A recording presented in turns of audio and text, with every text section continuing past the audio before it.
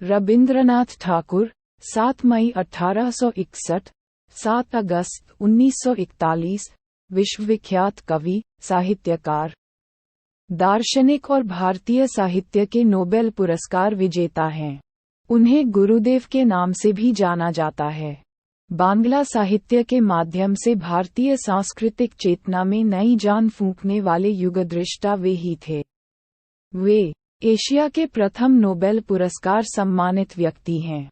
वे एकमात्र कवि हैं जिसकी 2 रचनाएं 2 देशों का राष्ट्रगान बनी, भारत का राष्ट्रगान जन गण मन और बांग्लादेश का राष्ट्रीय गान आमार सोनार बांग्ला गुरुदेव की ही रचनाएं हैं।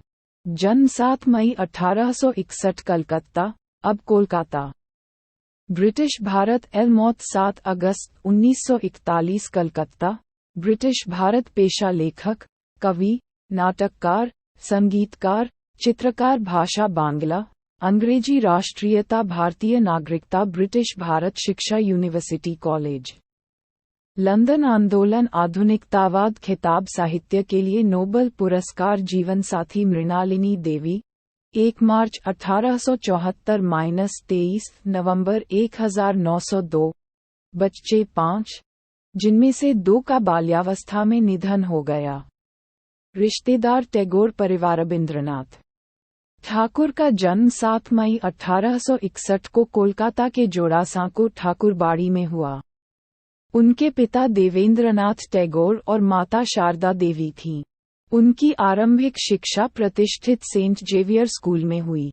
उन्होंने बैरिस्टर बनने की इच्छा में 1878 में इंग्लैंड के ब्रिजटोन में पब्लिक स्कूल में नाम लिखाया, फिर लंदन विश्वविद्यालय में कानून का अध्ययन किया, किंतु 1880 में बिना डिग्री प्राप्त किए ही स्वदेश पुनः लौट आए।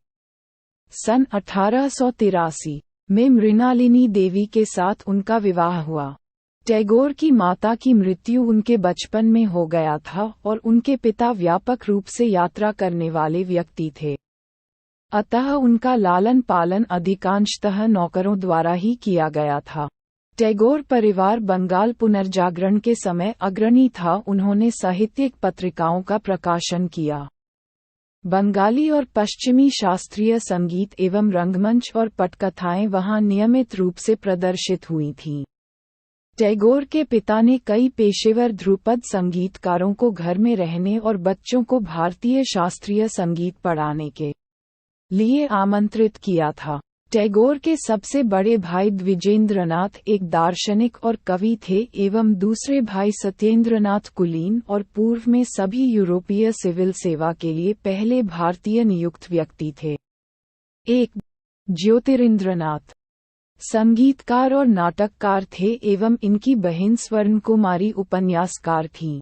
ज्योतिरिंद्रनाथ की पत्नी कादम्बरी देवी संभवतः टैगोर से थोड़ी बड़ी थीं। वह उनकी प्रिय मित्र और शक्तिशाली प्रभाव वाली स्त्री थीं जिन्होंने 1884 में अचानक आत्महत्या कर ली।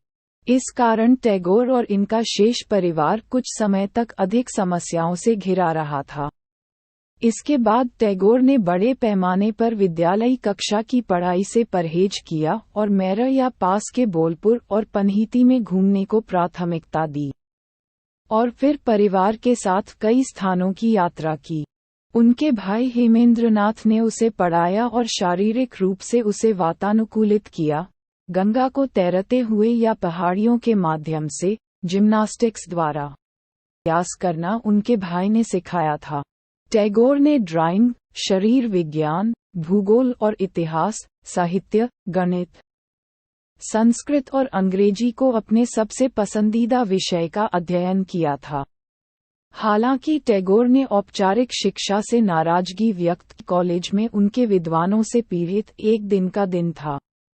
कई वर्षों बाद उन्होंने कहा कि उचित शिक्षण चीजों की व्याख्या नहीं करता है। उनके अनुसार उचित शिक्षण जिज्ञासा है। 11 वर्ष की आयु में उनके उपनयन, यज्ञोपवीत, जनेऊ संस्कार के बाद टैगोर और उनके पिता कई महीनों के लिए भारत की यात्रा करने के लिए फरवरी 1873 में कलकत्ता छोड़कर अपने पिता के शांति निकेतन संपत्ति और अमृतसर से डेलहौसी के हिमालयी पर्वतीय स्थल तक निकल गए थे। वहां टैगोर ने जीवनी, इतिहास, खगोल विज्ञान, आधुनिक विज्ञान और संस्कृत का अध्ययन किया था और कालिदास की शास्त्रीय कविताओं के बारे में भी पढ़ाई की थी। 1873 में अमृतसर में अपने 1 महीने के प्रवास के समय वह सुप्रभात गुरुवाणी और नानक वाणी से बहुत प्रभावित हुए थे, जिन्हें स्वर्ण मंदिर में गाया जाता था, जिसके लिए दोनों पिता और पुत्र नियमित रूप से आगंतुक थे। उन्होंने इसके बारे में अपनी पुस्तक मेरी यादों में उल्लेख किया, जो 1912 में प्रकाशित हुई थी। साहित्य क्लासिकल संस्कृत के प्रभाव से मुक्त हो गया। टैगोर की रचनाएं बांग्ला साहित्य में एक नई ऊर्जा लेकर आए। उन्होंने 1 दर्जन से अधिक उपन्यास लिखे। इनमें चोखेर, घरे बहिरे, गोरा आदि शामिल है। उनके उपन्यासों में मध्यम वर्गीय समाज विशेष रूप से उभरकर सामने आया।